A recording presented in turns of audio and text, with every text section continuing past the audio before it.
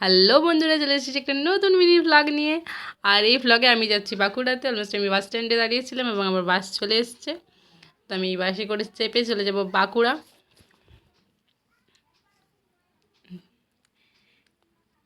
এই যে অলমোস্ট আমি সিট পেয়ে গেছি। তো এবার সিটে আমি সিট খুঁজছিলাম, তখন পুরো বাসটা ওর হয়ে গেছে, দেখাচ্ছে না, অন্ধকার হয়ে গেছে।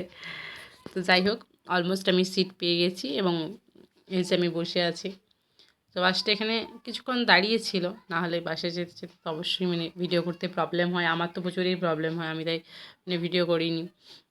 খুব কম ভিডিও করি বাসে মধ্যে চলতে চলতে। এবং আমি অলমোস্ট বাঁকুড়াতে পৌঁছে গেছি এবং আমি যাচ্ছি একটা শাড়ির দোকানে, এখানে শাড়ি কিনতে।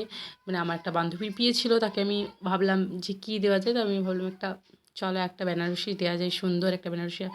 আর বেনারসি বাঁকুড়ার তো জাস্ট একটাই দোকান, আমার খুব পছন্দের, পার্সোনালি আমার খুব ভালো লাগে এখানে শাড়ি। তো আমি সেই দোকানটার একদম দোতলাতে চলে গেলাম, যেখানে শুধু শাড়ি আর শাড়ি ছিল, শুধু বেনারসি আর বেনারসি ছিল আর কি। তো যাই হোক, এই কাউন্টারটা পুরোই বেনারসি। তো আমি কাকুকে বললাম যে ভালো ভালো বেনারসি দেখাও আমাকে। তো কাকু বললেন বসো। তো কাকু দেখাতে শুরু করলেন। আর অলমোস্ট আমার এই বেনারসিটা খুব পছন্দ হয়েছে, উপরেরটা। তো আমি এই বেনারসিটাই নিয়েছি, উপরেরটা, যেটা দেওয়া আছে কাকুর কাছে, যেটা আছে সেটা না, এই যেটা এখন খুলছে সেটা না, ওই তার আগেরটা। তো আমি ওটা নিয়ে তারপর খাওয়া দাওয়া করে অলমোস্ট বাড়ি ফিরতে সন্ধে হয়ে গিয়েছিল।